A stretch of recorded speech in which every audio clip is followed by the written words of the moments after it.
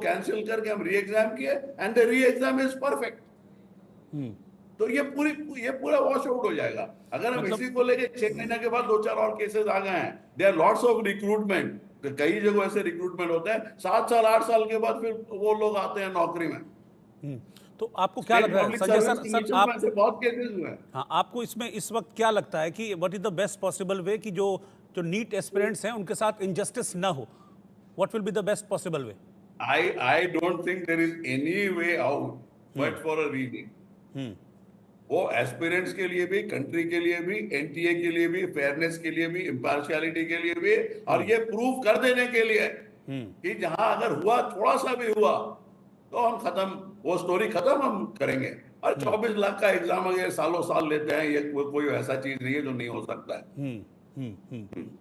कपिल जी, आपको क्या लगता है इसमें? देखिए, मुझे लगता है कि मैं ऐसे स्टूडेंट्स को जानता हूँ who would be extremely disappointed, जिनका अच्छा स्कोर आ रहा है और उनसे वापस एग्जाम लिखवाना एक लेवल पे उस चीज को ऑनर नहीं करता कि उन्होंने ऑनेस्टली मेहनत की, बट दाल में काला डेफिनेटली है। और एग्जाम की सैंक्टिटी मेंटेन करना, एग्जाम की सैंक्टिटी वापस स्टैब्लिश करना इज ऑफ पैरामाउंट इंपॉर्टेंस। हमारा कंट्री एक यंग कंट्री है, 24 लाख लोगों ने एग्जाम लिखा 60,000 सीटों के लिए।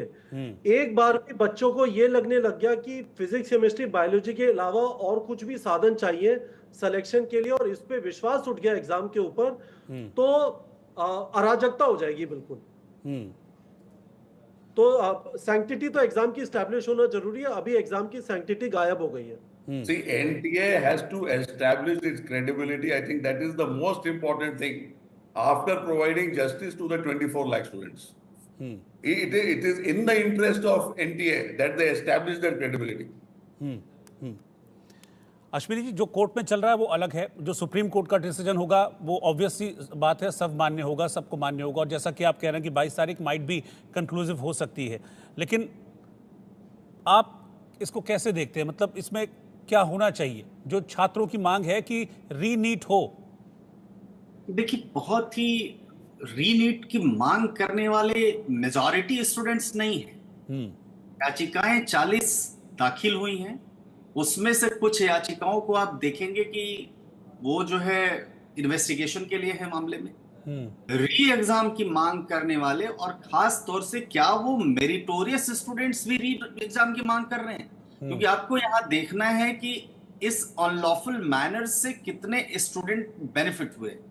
अगर मान लीजिए ये समझ में आता है, क्योंकि आपको जरूरी नहीं है जो इस बार का टॉपर है और जिसने मेहनत करके टॉप किया है वो जो है अगली बार भी टॉपर बन जाए, या रीनीट की मांग करने वाले वो लोग हैं जो इनको होना तो इनफैक्ट चाहिए टॉप में, जो बहुत ही अपने जो उन्होंने क्वेश्चन पेपर सॉल्व किया उससे बहुत ही वो आशान्वित थे। मैं पता क्यों कह रहा हूं, अभी देखिए अभी क्या हो रहा है कि पहले बिहार पुलिस के हाथ में केस था, इनिशियली बिहार पुलिस ने जांच की, 40-45 गिरफ्तारियां की, सीबीआई के हाथ में आया, सीबीआई ने भी 11-12 लोगों को गिरफ्तार किया।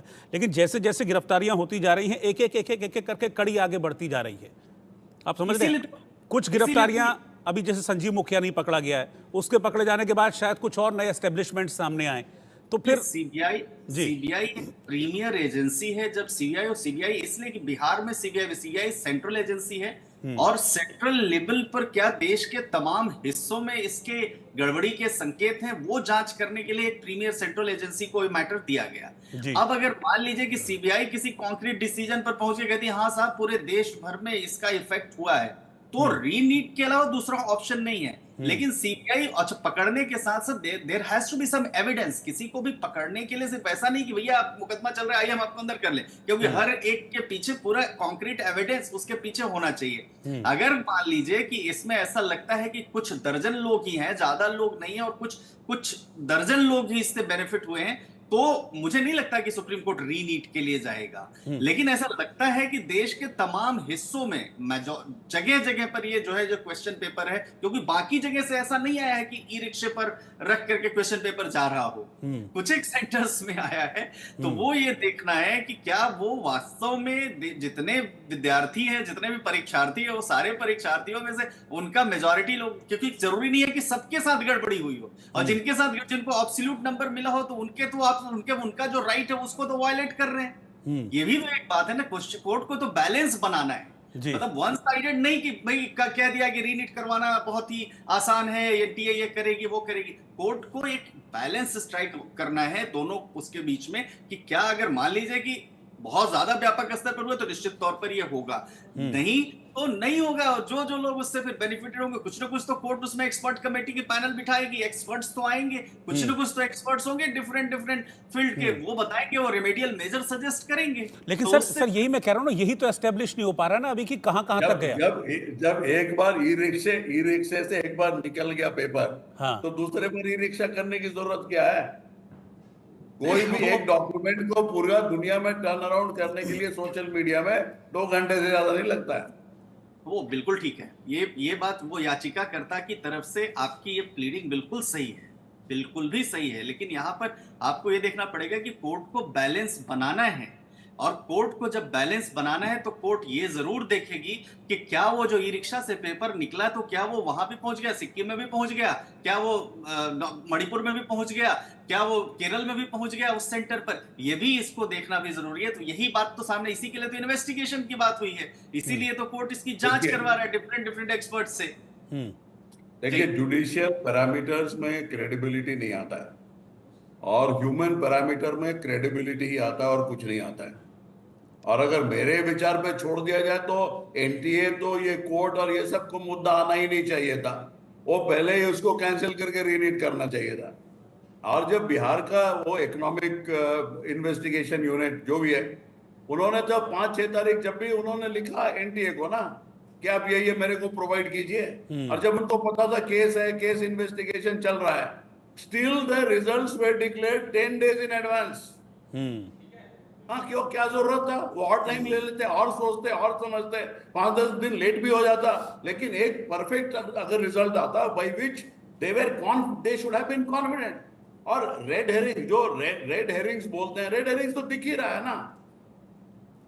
बिल्कुल, यानी कि अगली नेक्स्ट हियरिंग जो है वो बहुत इंपॉर्टेंट है, कंक्लूसिव होती है या नहीं ये पता नहीं, लेकिन बहुत कुछ चीज़ें क्लियर हो जाएंगी 22 तारीख को मुझे लगता है, क्योंकि आज जो सिटी वाइज और सेंटर वाइज रिजल्ट जारी किए गए हैं, इनका एनालिसिस होगा, और एनालिसिस के आधार पर ही फिर जो दोनों पक्ष हैं वो अपनी अपनी दलीलें सुप्रीम कोर्ट में रखेंगे। आप सभी का शुक्रिया सर साथ में हमारे जुड़ने के लिए, और इस पर डिटेल में बातचीत करने के लिए कि क्या पॉसिबिलिटीज़ इसमें हैं क्या नहीं हैं। एक पक्ष का ये कहना है कि ये पता लगाना बड़ा मुश्किल है कि जैसे कि ये कहा जा रहा है एनटीए की तरफ से कि सिर्फ कुछ जगह पेपर लीक हुआ है, इसका दायरा बहुत बड़ा नहीं था, बहुत व्यापक नहीं था। लेकिन दूसरे पक्ष का ये कहना है कि इस चीज़ को एस्टेब्लिश कैसे किया जाएगा कि एक बार जब पेपर लीक हो गया, जब पेपर निकल गया तो वो कहाँ तक पहुँचा है, इसको कैसे एस्टेब्लिश किया जाए और कैसे ना एस्टेब्लिश किया जाए, इसको लेकर भी सवाल खड़े हो रहे हैं। 22 तारीख को क्या होता है सुप्रीम कोर्ट में, ये देखना बहुत इंपॉर्टेंट होगा, क्योंकि एक पक्ष यानी कि जो स्टूडेंट्स हैं बहुत सारी याचिकाएं लगाकर ये मांग कर रहे हैं कि इसको रद्द हो, री एग्जामिन किया जाए, लेकिन दूसरी तरफ ये कहा जा रहा है कि नहीं, दोबारा परीक्षा की ज़रूरत नहीं है। कहाँ पहुँचता है नीट परीक्षा का ये मामला, 22 तारीख को चीज़ें तस्वीरें साफ हो पाएंगी। आज देश का सवाल में इतना ही। नमस्कार।